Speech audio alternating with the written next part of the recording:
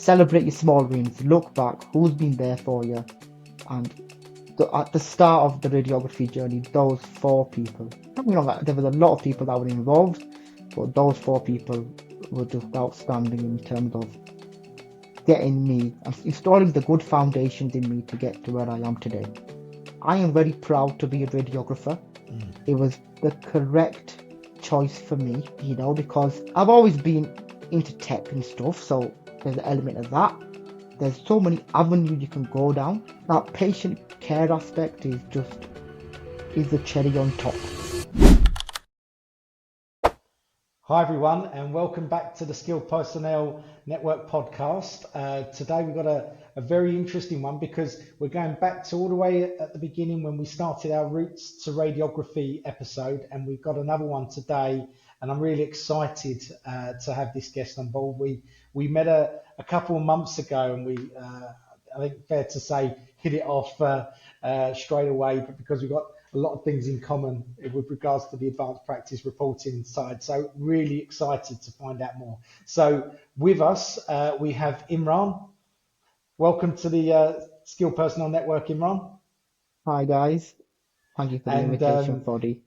That's a pleasure, mate. And before we get into it all with Imran, a quick bit to say that for all the radiographers that are watching this, to support the profession, to support the network and the podcast channel, please do subscribe, because what this is going to do is get the name of radiography out to the big bad world. So please do subscribe and share with friends as well. So Imran, as I say, welcome to the Roots to Radiography podcast. I'm really excited to share with everyone your story. So where do we start? Well, I'd like to ask you, before we go into it, tell us a bit about your background and how you, and then we'll piece together how you got into the profession.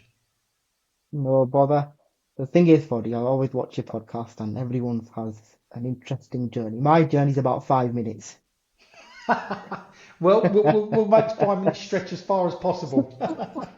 So, my route to radiography, very traditional route. I did the GCSEs, did my A levels, and you're always on the, oh, what shall I do? Obviously, coming from a family of healthcare professionals, my sister's a nurse, my brother's a nurse. I've got a few GPs dotted around the family. You should come to our family meals. It's like an MBT, but then it just turned into the House of Commons at the end of it. But we keep that for another day. And then, yeah, then I just sat down with the family, and then my sister was like, why don't you have a look at radiography? I think for me personally, it was more of I just needed something that there was lots of avenues I can go down and just work my way up, because I would just get bored if I just stayed in the same position. And then, bless my sister, she organised like a bit of a work experience day for me at Bradford, and really enjoyed it. Then obviously did my A levels. I did a traditional application via UCAS. Okay. So yeah, so anyone who's watching and doing the UCAS application, I was heavily involved in that. And then did the A levels, and then all of a sudden, University of Bradford accepted. I think on results day, there was University of Liverpool and University of Bradford. Then the Ooh. old man was like, "Yeah, mate, I ain't trekking to Liverpool every weekend for you. There you go." And then I go, fine, Dad, I'll stay at Bradford. And it was probably the best decision I ever made. Wow. And then obviously 2017, I started the undergraduate course. Really enjoyed it. I really enjoyed it. Obviously, my clinical placement was Mid Yorkshire, and what a place to train that was. It was Wow. unbelievable. Fantastic place to train. I quickly realized, and this goes out to all students, the more you put in now in your student journey, I can't emphasize how important it is. Every day you need to go in when you're a student radiographer and give it your best. Because the transition from student to full-time employment is going to be smooth as possible if you put that graft in for these 3 years you're in. Yeah. Obviously, ours got cut short because in third year COVID hit. However, first 2 years, I made sure that I was willing to give it my all in those 3 years. And thankfully, if it wasn't for the people there and the support you get, the love you get, they just really, really looked after you. But it was a two-way street for you. I am going to say that. If Mm, you're willing to put the work in, you're willing to put that graft in, the radiographers will collect you. They will support you. They're going to teach you. They're going to go above and beyond for you.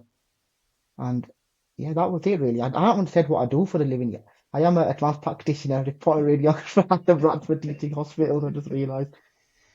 So yeah, I guess where the passion for reporting really started was obviously I've been at Mid Yorkshire. Their reporting service is very established. mm, It's all going on there in the right direction with the hot reporting services. So, and then I just remember one day just doing an examination, and then the supervising radiographer goes, "Oh, just go in that office and just give him this slip." All right then.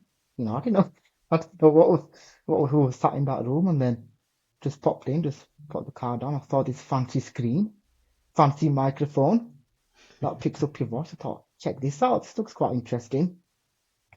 And then for me, it was just more of a full circle. Okay, I've taken the radiograph. Now I'm actually going to see if that was the next step, you see. And that's what fascinated me. And then the tech was quite cool as well at the time. yeah, Fancy monitors and speech mics. And I thought, and another thing was the language they were using as well. Found that fascinating. How they were describing things and, how the referring clinicians would come to them and asking get more about the patient's history. And that was it. And from that moment, I thought, oh, I quite like this. I yeah. really quite enjoyed this reporting side of it. And then it just became a habit of every radiograph I did. And if it was going to be reported, I'd go in the reporting office and just hang there for about 5 minutes and see what to say about it. Yeah, And that's when I met some incredible people in terms of igniting that passion and yeah. making me channel that passion in the right direction. And I'm going to give those four people their flowers on this podcast because I think they deserve it. And I think you know them all as well. So you are I Neil think I Gardner. do. Yeah, Neil Gardner, mate. What a top bloke he is. Amy Khan, Emmanuel, Connor Jordan. Those four reporters at Mid Yorkshire, I would say they are a tremendous part of my initial journey to get where I am today Wow. because they were exceptional. Honestly, I cannot fault them. I'm still in contact with them today. I work with Amy on a daily basis. But there's people, I always look back on your journey and there's always people there that have been tremendous in your journey and who have had a massive impact. And those four people at the start of my journey had a tremendous impact on Yeah. how I am, how I conduct myself, how I get out of bed every day and work my socks off. And to be fair, I'm still in contact with them. I always say, listen, guys, if it weren't for you guys, I like to plug people who have had an influence on others' careers because I think it's important to highlight what an impact, as you say, Imran, they have on on shaping the direction of people's careers. And here's a thought for you. I mean, demographically, um, the Mid Yorks, let's say the Yorkshire area, particularly Mid Yorks, Bradford, and the University of Bradford, is very affluent for advanced practice, consultant practice, radiographer reporting, hmm enhanced practice in that respect. And wouldn't it have been interesting, just thinking about your adventure playbook of how your career would have gone? Potentially, if you had gone to University of Liverpool, qualified as a radiographer, but whether you might have actually gone placement somewhere else and down a different career path, down a different modality. And that's, that whole idea about routes to radiography is shaped often by the people you meet along your journey, right? couldn't agree more. I could not agree more, Foddy, because I always look back because that's from self-reflection that celebrate your small wins, look back, who's been there for you, and at the start of the radiography journey, those four people. Don't get me wrong, there was a lot of people that were involved, but those four people were just outstanding in terms of getting me and installing the good foundations in me to get to where I am today.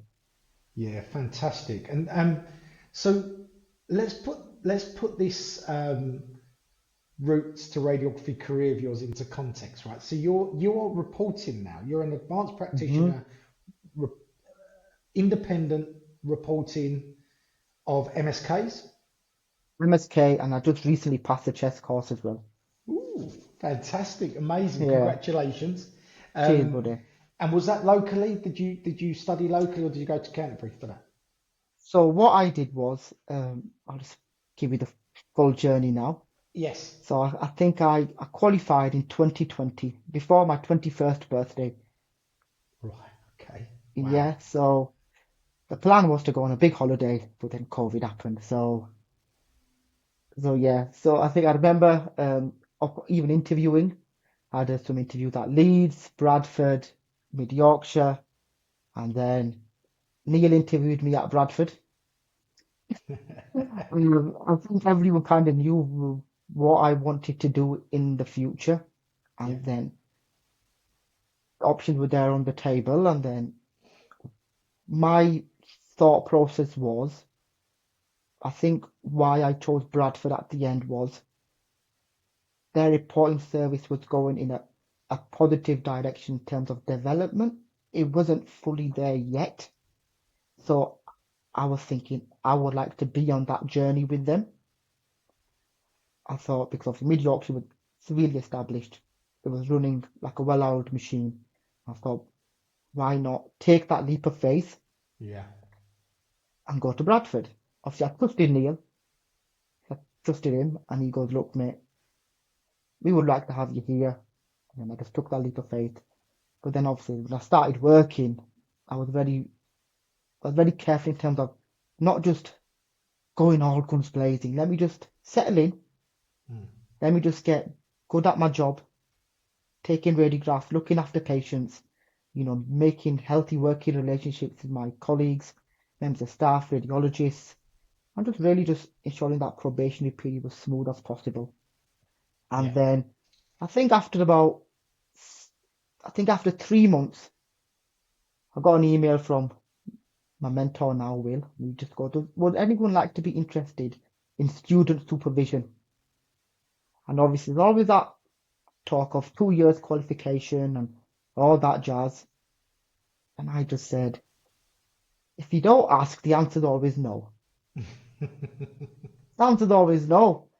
So I just replied back. I go, I'm interested because I have such a positive student experience. Why can I not give that back?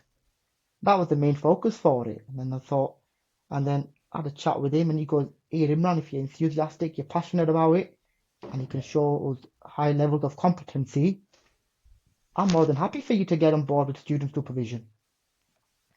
And then I got heavily involved in student supervision, did all the training courses, was pretty much doing student meetings and having good contacts with university and all Mm. that stuff. So I was just building my portfolio in terms of Yeah. when an advanced practitioner post came out, I was ready for it. And then in my own time, I would do like my own CPD in terms of tailored toward the reporting side of it.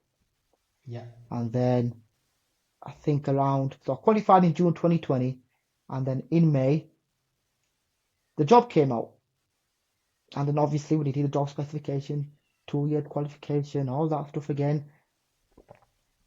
Once again, people say, are you ready for it? My question is, are you ever ready for anything? Well, my mantra is this: let's say yes to new adventures. So, Absolutely. Are you ever ready for anything after I'm going to take that leap of faith again? What's yeah, the worst that's going to happen? They're going to say no. I'm going to go home, get up the next day, go to work again. It's fine. I thought, let's do it. So I applied, and my goodness gracious me, that was the hardest interview I ever did in my life. Because obviously, okay, there's the reporting side of it, but then it's the management side, the leadership side, your problem solving side.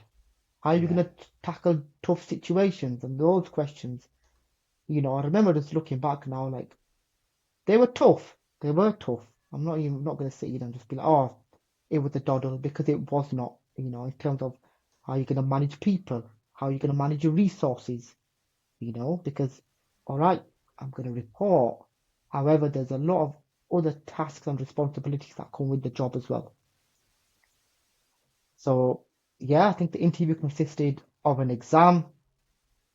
Your CPD portfolio was heavily scrutinized, and the interview process.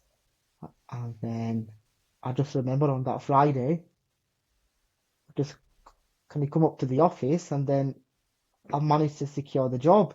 And I remember I was like, oh, I was going to celebrate, I'm going to go out. I was in bed for 10 o'clock 40 that day. I was flat out, yeah. You're So you know what, I'm probably going to have a so set. emotionally drained from hearing the news and being excited that you probably went, I need an early night. Yeah, I was at 10 o'clock Friday, zonked straight Yeah. into bed. I thought, yeah. But then, this is where, you know, the spotlight comes onto you for that. Let's be real. There's this young lad, just under a year, has just Wow. got this job. Yeah. So there's the kitchen's getting hot. There's gonna be there's gonna be a magnifying glass on me. There's gonna be like, hang on a minute, how's that happened? But that's when you can either go down. You have two options. I'm gonna, I'm here for it. I'm gonna be resilient. I'm gonna be tough, mentally strong. Yeah. Some days I was down. I'm not gonna say I wasn't. And that's when the people around you are gonna be there to pick you up, support you, Yeah. and I think a big thing is I wasn't afraid to ask for help. If I was Yeah. struggling in a certain way of like, when I was dealing with the shop floor thing, I would say, I need some assistance on this. And there was no shame in that whatsoever. But I think that first initial 3 month transition, because obviously you get the job in, I got the job in, I think it was June, July, but Yeah. you don't start university till September. Yeah. So obviously there's a bit of a limbo period of, oh, so those 3 months were difficult, that transition, but I refused to give up. I refused to give up. There was, as you say, over my dead body and skeptics, yeah, and there's always over my dead body people, but I was not gonna let bring me down, Yeah. and I was always gonna back my corner because but our end goal's the same. We're here for the patients. That's how I Yeah. always see it. The end goal is always the same. We're here for the patients. Let's just try, be professional, have healthy working relationships, and just go in the right direction. And then, yeah, even went to university for it, that was also a bit of an eye opener because I just left 5 minutes ago and I'm back in already. Yeah. And Yeah, undergraduate to postgraduate. I know, and that incredible to think. I mean, and would you have arguably have seen yourself doing that? And one of the questions I want to ask you as you talk about this is, anyone else potentially thinking about that at this early stage in their career going down this route? It'll be fascinating to get your views on that, Imran. But the thing is, but I get it. There's always that magnifying glass, inexperience, 1 year. I hear it, and I get it to a certain extent. I 100% get it, Mm-hmm. you know. But that's when you need to demonstrate that the people above have made the right decision. And Yeah. I wasn't going to stop to prove that I am the right person for the job. I wasn't going to stop until I've proved to everyone that, listen, I've got it in the locker to demonstrate that I can do this. Yeah. And it is tough. I'm not going to say it wasn't difficult. There were some days when I'm at home, I'm like, mate, what have I signed up for here? But you get up the next day, my family's great. You go in, you go again, you go again, you go again. And even at university, when you're doing introductions, everyone's there, been qualified 5 years, 6 years, 10 years. You know, I've been qualified for 11 months. Yeah, I know. But Yeah, and then this is it. But I thought I'm not gonna let anyone bring me down, and I'm just gonna keep going for it, really. yeah, But one thing I will say is once you kind of get through that initial period, it does get easier because you do find your feet in the job. yeah, You understand your responsibilities, you understand your roles, you understand that you are now a senior member of staff, you know? Yeah. Even like the small things for you, like when you're telling members of staff to go even carry out a task for you. Mm. Even these small things you'd overthink because like how am I going to tell this person? Because we used to work together, we were on the same level. Now all of a sudden you need to follow instructions from me. So Yeah. there's always these small transitions you have to make. But I had great people around me, as I always say, and I managed to get through that. And then I did the MSK course, and it's good fun. Absolutely loved it. I think that the first modules they did about this principles of reporting, Yeah. that was tremendous, to be fair, at University of Bradford, because that module kind of really it highlights the significance of your role. Okay, the reporting came after, but the significance of your role in terms of where you fit in the allied health multi-professional framework, your four pillars of advanced practice, your legal responsibilities, having challenging conversations with members of staff. So all the stuff that comes around it, Yeah. that module was outstanding in terms of just building yourself personally, I would say. Mm-hmm. And then once that module was done, I always had that passion for reporting. It was always there in terms of learning the anatomy, learning the report structure, learning the report style, providing high quality reports. I've always had that, like, I've always wanted to do that. So that just came more naturally because it didn't feel as a chore, if I would Yeah. say. So I just took to that straight away, and then I had amazing clinical support. We were talking about this the other day at work, to be fair. Like, my radiologist mentor, we have unbelievable relationship now. We have a chat, catch up all the time. Yeah. But the first two sessions, I remember just kind of heat up in the kitchen for it in terms of asking me questions. But I would not have had it any other way. Yeah. Every single piece of anatomy, what's this, what's this, what's this, what's this? But I get it because this is a big job. And if you're going to do this job, you need to know what you're talking about. And 100%. once I got that, okay, Imran is willing to work hard and he's ready to commit to this job. Honestly, now, mate, I cannot explain the relationships I have with the radiologist. Pop in the office, fancy a cup of tea, cup of coffee, just it's the interactions we have every day is amazing. Yeah. So yeah, I'll get on to more about that a bit later on in the podcast in terms of how we do it, in terms of how we've managed to achieve such good relationships with our radiologists. Yeah. So Yes. in terms of your career path now, I mean, as I say, you've just qualified in chest X-rays as well now. Yeah. hmm Are you going through the process of being signed off? Yes, pretty much.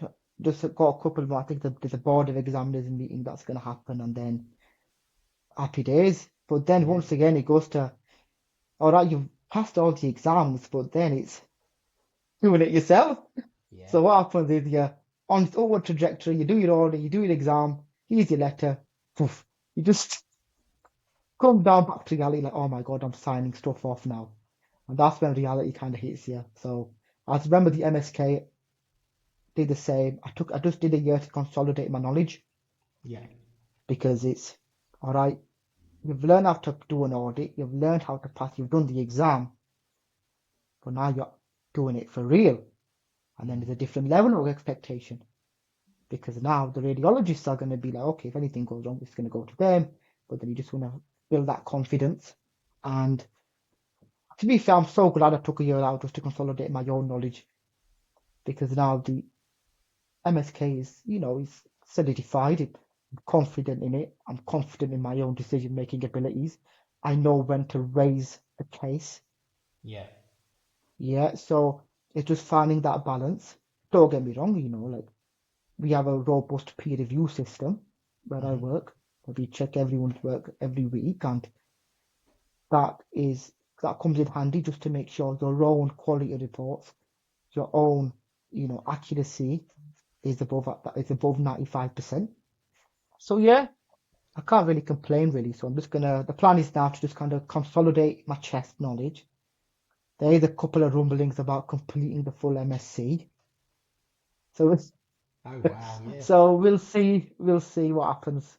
It feels like that would be a natural progression clinically, wouldn't it, Mm, to think about that next? And you know, so interestingly, let's go back because you spoke right at the beginning about uh, dinner around your family tables made like an MDT, which I love. It's such a brilliant.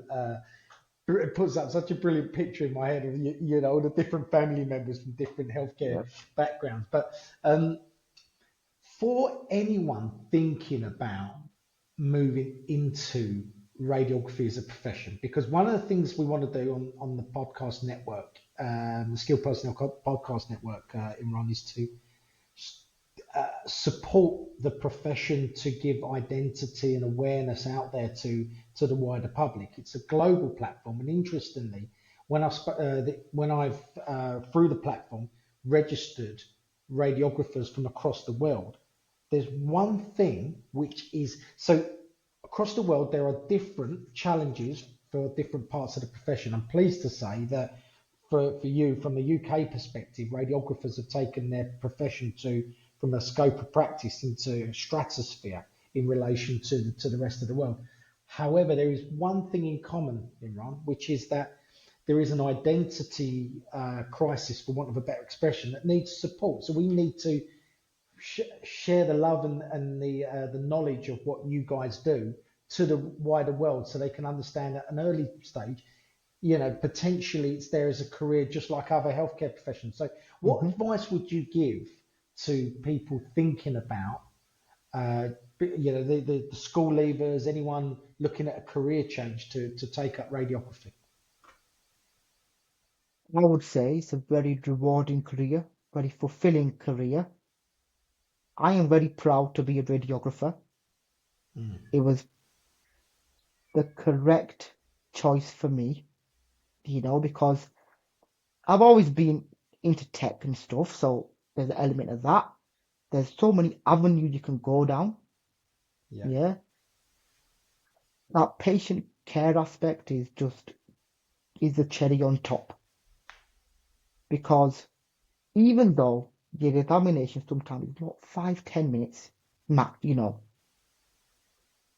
but that small interaction will have and if you do it correctly, that small interaction will have such a positive impact on that patient's journey. yeah, How I see it is you look after your patients, you take great quality images. I can report great quality images. Just the whole patient journey, it just becomes so complete. So my advice is go to a hospital, go get some experience in terms of just go for a day, see if you like it. yeah, Yeah, always do that because that was my bit of a trigger for me to like, okay, quite enjoy this. And if you love helping people and you want to always give back to that's another thing for me as well. Like where I work now is all local people from Bradford, yeah, and so you're giving back to the community in yeah, a way. yeah, Like, oh, I know where that is. I know where that village is. I know where that postcode is. And all of a sudden, you're helping your own people, and I find that quite rewarding to be fair. Then I see some patients in the public. Oh, mate, I cannot explain what a feeling that is. Same with the students as well. yeah, Even man, if it weren't for you,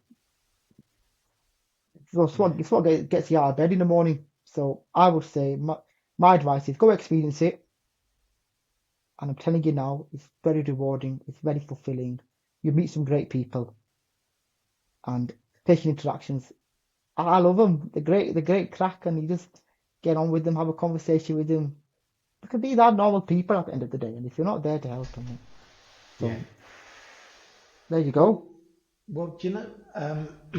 So one of the interesting thoughts that goes through my mind is now. I mean, when I speak to radiographers day in day out in Rome, one thing that's very apparent is the desire for one radiographer to help another, and and disseminate information. And I'd say that is, in my experience, the majority. It's there's a real shared best practice viewpoint, and that's where the team ethic sort of comes in, and so on. So one with you now, with your career, because you may only be 4 to 5 years in now into your career. However, you've advanced at such a fast pace. But ultimately, by the sounds of the whole say yes to new adventures, you're now you've now got this role you mentioned about the student, like monitoring, mentoring the students. You know how are you managing that now, which is that you've advanced your career very quickly. You're still advancing your career. You're thinking about an MSc, but also you're at a stage now where you're thinking about mentoring and advising and other people, students that, one or two of them might have been just sort of in year one when you were qualifying. So tell us a bit about sort of that aspect of it, how you view your role now in the department now, you're doing this, the role that you are, plus the kind of role model. Good question, that, Foddy, to be fair. You're not out of this podcasting, aren't you, Foddy? Come I on. try my best. Well, so my role like now is obviously you're aware of it, Foddy. Reporting numbers, they can catapult out of control sometimes, can't they? Yeah. So Yeah. majority of the time, I'm ensuring that everything's within KPI alongside with the team. Hmm. However, that does not mean I do not get involved in other things. So I'm heavily involved in, I like the student stuff, Yeah. like first year, second year, third years. Spend a lot of time with them. They rotate into our reporting room, and then we've designed a program for them for the 2 days they're Okay. there, and I always make sure they get the best 2 days possible. Another thing I've implemented is in that package is I let the student be in control of me. So I go, have you seen someone on the shop floor that you are like, here, Imran, I do not have a clue what they were doing. This is your chance to ask me anything. There's no such thing as a silly question. Yeah. Yeah. And then they're always like, oh yeah, man, they did some weird projection, didn't know what it was. And that's fine because that's the way I'm gonna tell you. Yeah. Yeah. And then I always ask them if there's anything in specific you're struggling with. And I'll just go through in depth with them, one on one, away from the shop floor. Let's just sit together. I'll make you a cup of tea. Let's go through it. Yeah. Yeah. Another thing is I'm a bit more, what I started doing now, is especially for third years, they always have a bit of reporting exam, a bit of a commenting exam. Hmm. So I do like a bit of a teaching session in our seminar room, just to kind of, a bit of a bigger teaching session, not 10, 20 people, just to kind of get their eye on how to interpret images, correctly comment on them. I've also been involved in doing some interview workshops with them Hmm. in terms of how to answer the question, and I'll give away my framework because I want everyone to know how to do it. So how I always teach them is, okay, when you get a question, always think about the patient first. Where is your patient in all this? Whatever question you get, where is your patient in all this? How do they affect the staff members? And how do they affect the trust as a whole? If you follow them 3 steps, you're pretty much going to hit all the pointers in some sort of way. Hmm. Because I've been on both sides, I've been on panels, and I've been interviewed. And if you always think about the patient first, how it affects the staff, how it affects the trust of the whole, majority of the time, you probably encompass a good answer. Yeah. So another thing I'm involved in, it's not just the students, it's also our members of staff as well. So in terms of looking at their images every month, we get a spreadsheet every month of, we all have a group for the, you see, we all have a group that we need to take care of, the staff members. Hmm. And every month I get a random spreadsheet of their random examinations. And obviously there are some members of staff who've been there 10 plus years, and their images tremendous. Cannot fault them in any way. And Yeah. obviously, with the new starters that are making that transition, what I'll do is I'll ping them a message. Listen, when are you free? Come down. Let's go through all these 20 images randomly. Let's talk to them. Let's talk through Yeah. them and how can we be better? Because the end goal's the same. Obviously, I've got all this knowledge. I need to give it back. I need to reinvest it in the staff members, in the students, so we can bring that new generation through.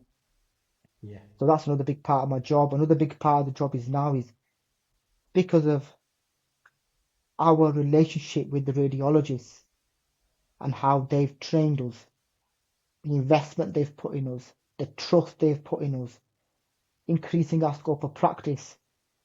Now we have a big responsibility in terms of playing fair and projection radiography is checking the registrar's work. So Wow. like all the ones for ST1 to ST45, like if they're unsure, they'll ping us a message. Hey, Imran, what do you think of this? And I quite like, hang on, like the radiologists have put all that time and investment in us. And Yeah. now it's all of a sudden where, oh, go down to advanced practitioners, they'll check your work for you. Absolutely, they'll check your work for you. Why not? If you can help the radiologists out, of course I am. Because if it weren't for them, especially at Bradford, mate, it's the amount of time they've put in us and investment. I cannot explain how fantastic it's been in Yeah. terms of ensuring that quality stays at such a high level Yeah. and ensuring that we are within our KPIs. We do not have a backlog, and it just works. And all the team has different areas of strength. I love the teaching side of things. I've got a great colleague of mine who loves writing standard operating procedures and policies and protocols. Yeah. I'll be honest, right? To do it, but it is the first task that I really want to do. So it works. I'm not Yeah. saying this is going to work for everyone, but for our team at Bradford Teaching Hospitals, it works. And I would not change it for the world. So that's a bit more insight about my job. But I always say, most of the time, it's always giving back to staff members and students Yeah. and working alongside our practice educator of how can we fill in the gaps and how can we make our students the best students and make sure we need to adapt. Another thing I've learned is now for the is every student's different. Yeah. Every student is so different. I'll keep it real with you here for you. That sometimes I get a young lad from the same area as me. Yeah. Yeah, I'm gonna stick it on him a bit. Like, come on, let's get cracking. I am gonna because we're from that same background, and I do it out of a place of love and care Yeah. because I want you to be the best version of your possible self. Like I want you to thrive. I always say these 3 years are the most important 3 years. You need to get on it. Yeah. Yeah. And then in 3 years you're gonna look at me and be like, yeah, Imran, mate, if it weren't for you, yes. And I And get that them. means something to you, right? I mean, that means something to you, and that says that speaks volumes, Imran. Um, can I ask you this? So you'll be in so you're in your mid-20s now. We're having this Yeah. discussion around 25 your years young for you. I just thought I'd throw that in there. 25 years young. Yeah, I was figuring that out when you told me the date you qualified and everything. But you're already thinking about legacy, and I'm wondering where that's coming from because I speak a lot about legacy, and I speak about a lot about legacy because of my own personal experience of losing a parent very young. And realizing, wow, we don't live forever. We're not, and you're in your prime years, and often legacy isn't something that's thought about. What makes you think about it, Imran? And what advice can you give other people about, who, especially those that, as I say, they're still advancing in their careers, but yet there's different stages of their careers that they can then reflect back and then give something back to You know, whether that is upwards as well as downwards. Because if I think about mentoring, I think about mentoring about reverse roles, you know, and you're going to be able to teach with your view, your aspects of life, your viewpoint on the career. You're going to also be absolutely valuable, and trust me on this one, to your senior leaders as you are your students that are coming through the ranks. So just put that into a nutshell for me, mate. I think for me was it goes back to the start for the in terms of those people when I was a student. Yeah, They installed that foundation in me straight away. Yeah. And I was like, mate, these guys are going above and beyond for me. yeah, Every time, here, Imran, get a chair, take a seat, let's go through this. That still sticks with me for the today.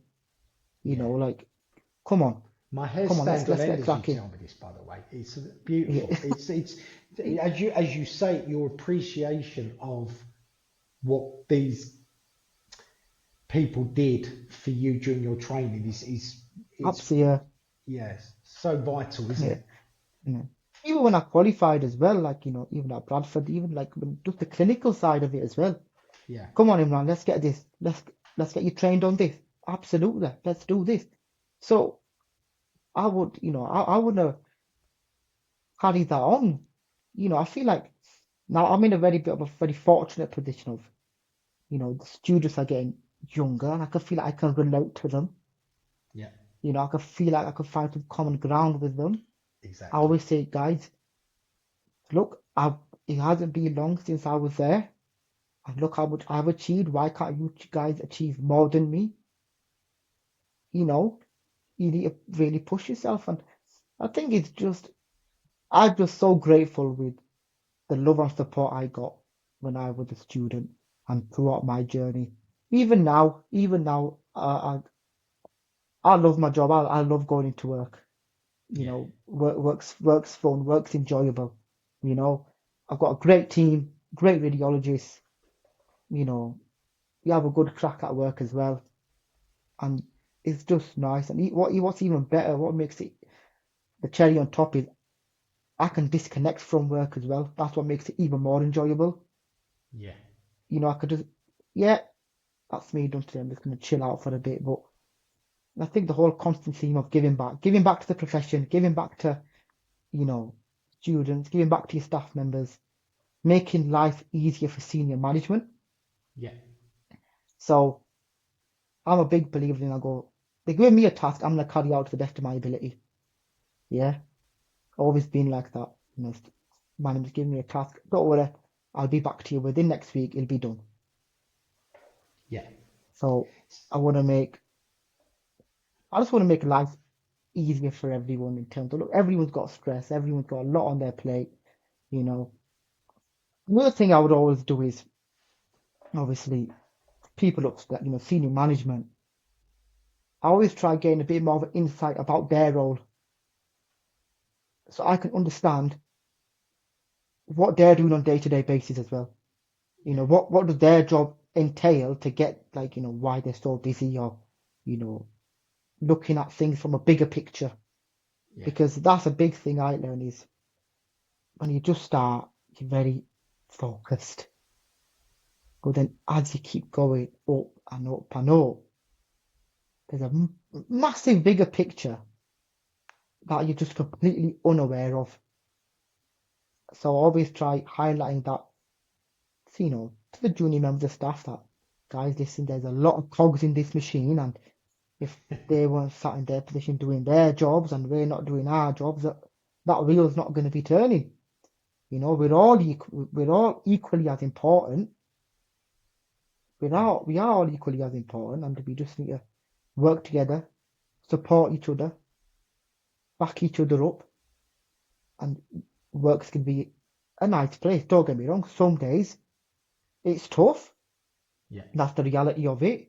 But that's when you stick together even more, and you just go through it. But just Very to answer true. your question, for you, I think for me it's You need to give back. I'm sorry, mate. You need to give back. You need to give back, promote the profession, go above and beyond for staff members and students. And I find it quite rewarding, to be fair. I love it when the first years come. I love it Yeah. when, I get students in our reporting room and I can teach them. Med students as well, because I think the passion just comes from the people that installed it from me from the get-go. And I love the job as well. And I think what you described to me, Imran, is around behaviour breeding behaviour. And so, and that in your experience has worked very positively and had a positive result on you. And obviously, there can be sometimes, unfortunately, the other side. And let me sort of be clear on that. It's still up to the individual to motivate themselves, but obviously they have to still be feel they're in an environment which allows them to flourish in the way that you describe. And the other thing that you described to me, which is a really good piece of advice for anyone listening, is to about being naturally curious about different roles within the service, and actually asking questions to understand the dynamics, to find out what challenges they face, to potentially, by the sounds of it, see how you may be able to do things slightly differently or support or anything like that. And so I absolutely believe in that, and it's amazing to hear actually how you go about your day to day with that, Imran. And my my my thoughts. My next question sort of regards to where you like to see your career develop. Thinking about now as you speak to the various managers, is how do you view, because it's it could change, but you've obviously taken a career path with advanced practice. So where do you see your career going at this stage, knowing full well that something down the line, a sliding doors moment, a crossroads moment, we could have you back in a couple of years for the crossroads journey. Yeah, what's your thoughts on where you would like to go, your career to go at this stage? It's funny you asked me that question, Foddy, because I I don't know. Yeah, Because obviously I'm going to consolidate my chest, and then I'll I think there's always been that underlying support from the team to do the MSc, and then I've done the MSc, and then I'm like, right, what's next? yeah, So it's one of them where I do need to have a think about it, like of genuine think about what is. I do joke at work. I'll be like, oh, I'm gonna retire when I'm 30, because I don't think that's gonna happen. but isn't it uh, interesting that you say that? Just quickly to jump on that, because judging by the way that you work, even if you could retire at 30, my I suspicion is wouldn't. this: you wouldn't. And not only that, even if you could, you wouldn't. And if you are in that position, you would be doing something that would be giving back. And that's my view, having met you, and the way that you're speaking about how you view life in general, Imran. Yeah, you're not wrong, Funny. I think for me, obviously, if I do the MSc, and then I would, continue to teach, support, give back always. Um, but what I've realized is opportunities just come out of nowhere. Yeah, I don't know, like, there might be something else for me. Might go into management. Who knows?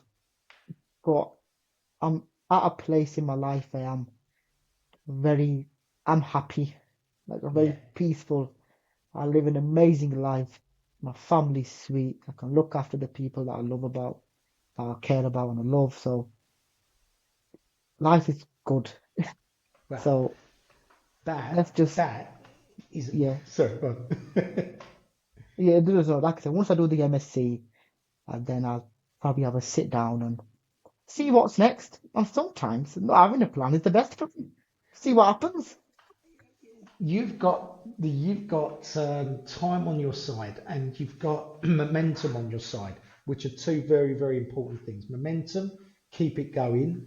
Um, you're obviously you're on a trajectory in your career, which is an example. And one word that I'm really actively trying to promote as much as possible is to um, is happiness. And what does happiness look like? Because happiness means, it's such a subjective word. But one of the Mm-hmm. things that I touched upon with our podcast today, our episode today, Ron, speaking with you, is you mentioned you know when to switch off, you know when to do, when what's what. Now, I'd say that's an art. That's an art because what it means is when you're in the department, you're in game mode. You're doing your job. This is it, I'm right? locked in. Yes, I You know am what you locked. need to do, Yes. yeah, and you're in game mode. But when it's time to go home and go and do the things that you enjoy doing, that's it. And that's not necessarily as straightforward for people who work in healthcare because of the emotional intelligence element of the profession.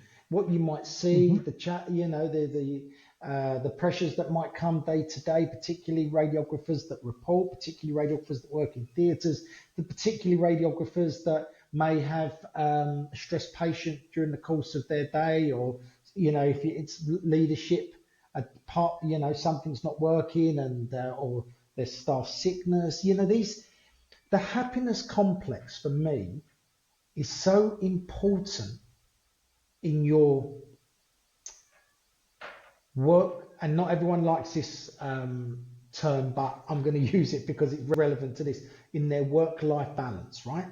How do you tell me about that? Tell me about how you do that. How you switch off. What keeps you interesting? Tell us about your hobbies. Share what you openly want to. To be fair, that was one of my aims because don't get me wrong, when I was, newly started, and then I remember there was a time where I stopped playing football. I wasn't watching football on the weekend. I didn't get time to watch Formula One. I come home from work, my niece and nephews are asleep. I'm like thinking, what's going on here? I'm losing my marbles here now. Like, I'm not seeing anyone. Like the boys might be on PlayStation on the night, and I'm like, lads, I'm exhausted. I'm going to sleep. So that's when I thought, I'm kind of losing myself in a way. Like, those are the things I've grown up with. And then I thought, okay, let me just do this for like a couple of months and then rejig my rotor, sort my life out a bit more, structure it a bit more, sleep properly, eat properly, Yeah. you know, just make some healthy, active lifestyle choices. And then I think for me, I need to play football. That's my escape. Yeah, Okay. play So football you love to every, play football. every, every Are we allowed to obviously we avoid things like politics and all of that jazz on the podcast. But for the purposes of this, are we allowed to see which football team you support? Oh God, we didn't do well on Tuesday. But I support Liverpool for the win. Got Yay! I'm about to lose thousands of followers now, but yeah, I'm a Liverpool fan as well, as you can tell from oh my God, accent as well. Okay, yeah, no, yeah. we didn't do too well, but I won't allow Oh the no. podcast to segue down Exactly. a football route. We'll leave that one and hope we have a Yeah. better Sunday. Okay, so yeah, so you Yeah. like your Fingers football? crossed. Love my football. Love my Formula One. Try to go like that's my tree at the end of the year. Go to some races in Abu Dhabi and the Middle East. That's like my okay. I've had a good year. Let me go celebrate. Legend. That's when I completely switch off. Family time. Family time's massive. Do you know what I mean? Like really close to my siblings. Really close to my nieces and nephews. So I want to spend time with them, even though they drive me up the wall sometimes. But it's good fun. It's good Yeah. fun.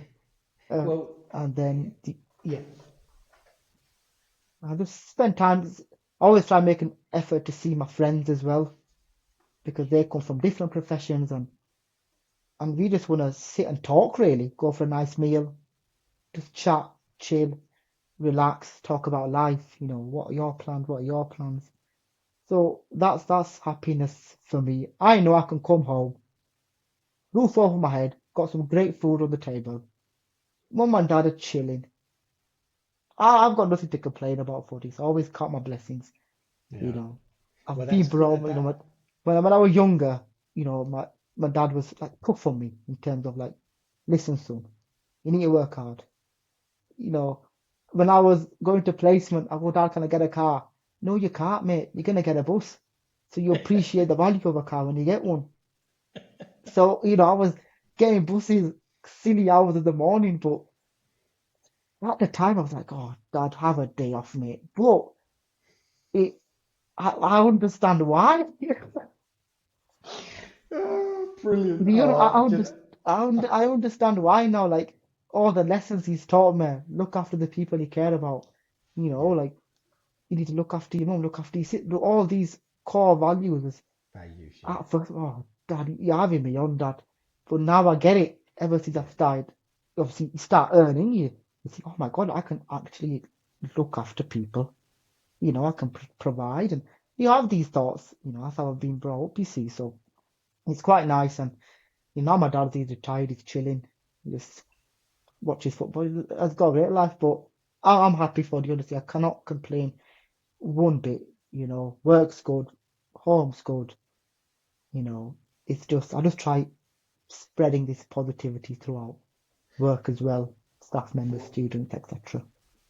From my perspective, a few weeks ago we did. I supported a SOR wellbeing event, and it was exactly to try and understand and support how we can improve mindfulness, well-being within the profession, and largely what it, everyone's circumstances, as we know, are different, Imran, and I think that means that what works for one person may not work for another. However, the Absolutely, indi- the absolutely. yeah, the individual nature of how we respond to things and how you respond to things can still have a positive effect on your colleagues, right? And this is the thing. So how we respond, regardless of whether it doesn't work for anyone else, our demeanor, our way of wanting to go about our own work, it's really important that we have as much of a conscious feeling and a conscious understanding of what that effect has on our colleagues and our patients, obviously. And that's Mhm. these are the things that what you described to me, mindfulness and well-being, as part of life skills for radiographers, is something that I feel very, very dearly about. And Imran, one of the things, last things I want to catch up with you on, and then any sort of final thoughts from yourself as well, is do you have a you spoke earlier about some of the teaching aspects. I can see the passion in you for teaching others and learning and that growth mindset. You've mentioned to me before about teaching and disseminating your knowledge and everything. Mhm. Tell us a bit more about that. Have you got anything that you're currently working on that you want to share with everyone? Oh, yeah. Yeah. So obviously, I love the teaching side of things, and obviously, always give back and stuff. What we're doing now is obviously probably seen on my LinkedIn is there was a discussion with our radiologists and stuff, and they go, "Oh, what do you think if we put out an advanced stress reporting course?" And I thought, okay, it's a great idea, fantastic idea, but you need to remember your unique selling point. You are targeting this at advanced practitioners reporting radiographers. So the level has to be there if you're going to deliver this. Yeah. And this is what I said to him I'm just going to say it. I go, no one's going to get out of bed on a Saturday if you're going to tell them what a pleural infusion looks like. Okay. Because if you're going to target these advanced practitioners, reporting radiographers, and this is going to be consultant led, you need to read the room. You need to understand the level. There's going to be people that come to this course that have been in the game 10 plus years. So if you're going to target CPD for that group of people, you better make sure that the level is there. So that was the first thing I said to the custodians who are leading it. So yeah, the advanced chest reporting course is pretty much around the corner, to be fair. It's going to be a great turnout. I'm looking forward to it. I'm just running. Another thing I will say is this has been a learning lesson in itself, organizing an event, Yeah. organizing a CPD event. I never thought there was so much logistics involved. Oh my God. Oh yeah. Oh And yeah. honestly, it's but I think once it's done, I'll be very happy. Like this, because the catering, PO, I don't want to hear another purchase order number again in my life. How to access CPD money. That's another thing I've learned.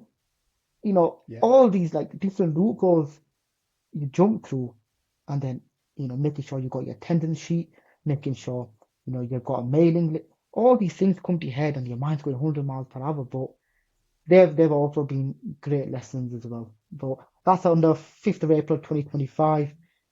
There's, I think, maybe a handful of places remaining. But I guarantee the people who are there will not be disappointed. And then I think the radiologists that are on board, they want to do some more things as well. But the main thing is targeting the advanced practitioner, reporting radiographer, individuals. Where's the learning for them for these? That was the question. Where Yeah. is the learning for them? Where is the learning for, you know, people who have been reporting for 10 plus years? Where is the learning for them? How do we get them to the next level?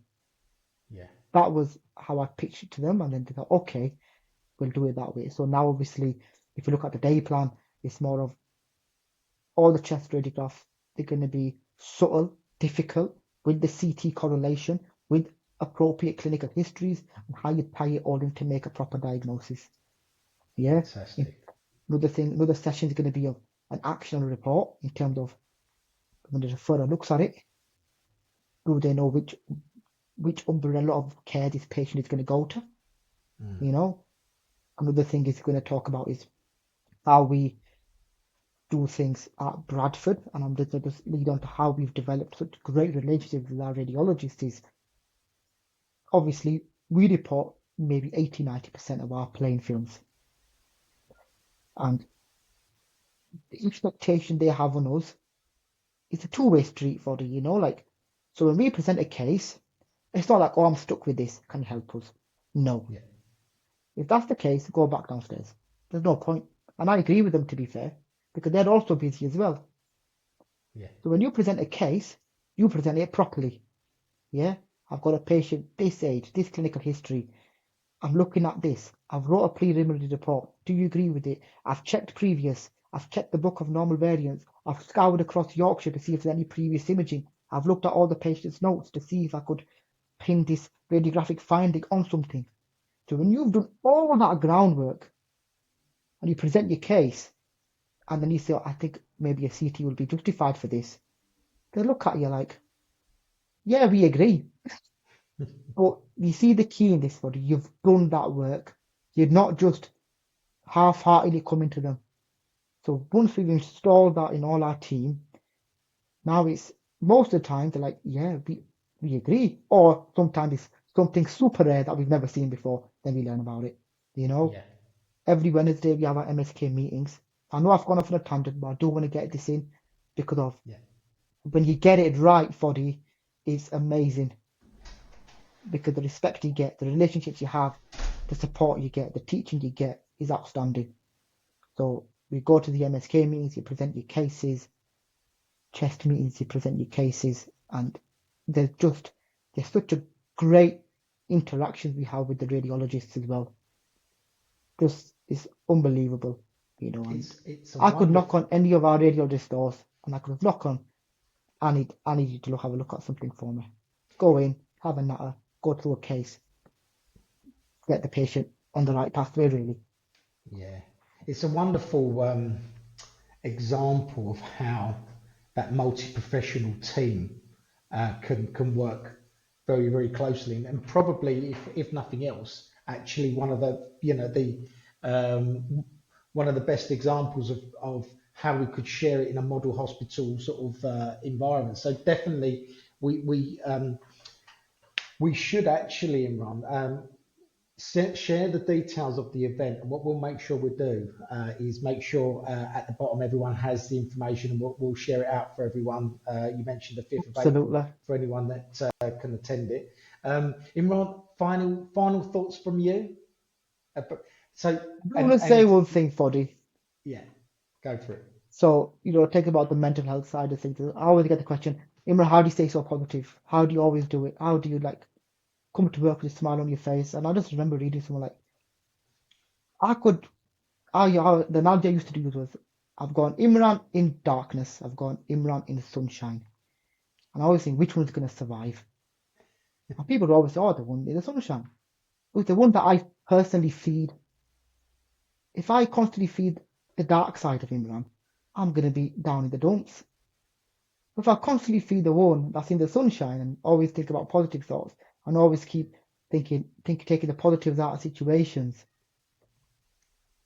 that is how I kind of process it in my head that I'm going to always feed the positive energy inside me. I'm always going to give more attention to the positive sides. Obviously, what I can't control, I can't control. What I can control, I'm going to do the best of my ability and always channel everything down a positive route, and that's how I always do it. And I tell the students, I tell the members of staff, and hopefully I've shared it on the platform now as well. So if anyone is, struggling to, I go listen, just focus your energy on the positive side. I know it's hard, I know it's easier said than done, but I'm telling you, like, that's how I just kind of get through it. And count your blessings as well, Yeah. Life, I know it's tough out there and it can get tough. But remember, you've got people that are going to listen to you, that are going to Yeah. support you, that are going to look after you. You can give me a message on LinkedIn. I'll send you a voice note. It's fine. Well, this is it. I think choice. Yeah, How how I view what you've just said to me there is, as difficult as it sometimes can be, you've got choices. You can either, and it's up to you as to which way you choose, and reach out, because there are people out there that can help you. And sometimes we are, um, we can sometimes shut up shop when when we've got things going on in our lives. But ultimately, what we're saying here is there are people out there that can reach out. And as mm, you rightly say, Imran, you're there. You're very happily. If anyone's listening, if it's LinkedIn or the Skill Personnel Network, Imran's out there, and I'm sure I'm pretty confident that outside of reporting and then playing football and watching Liverpool and anything else you're doing, as soon as you've got that earliest point, you're going to reach out to them. So, Imran, it's been an absolute joy to meet you today. Thank you very, very much for your time. Really excited about getting this podcast out and sharing it with I'm everyone. So, really, thank you so much. it's been amazing for you. I appreciate the invite. And yeah, honestly, I think even like just joining LinkedIn, I would never have come across you. Do you know what I mean? No, this wouldn't have happened. If you just put it into the basic, if I didn't join LinkedIn, I didn't know you existed. And It's now the look at it, power of and social this wouldn't have media, isn't happened. it? Yeah, The positive power of social media. yeah, absolutely. But thank you very, very much, Imran. I'm wishing you all the very, very best in your career. No doubt you're going to smash it, mate. Keep doing what you're doing. And I'm going to be there every step as I possibly can to support you with what I'm doing as well. So well done, mate. And so Cheers, all the buddy. best. Thank you. Take care, matey. Bye bye.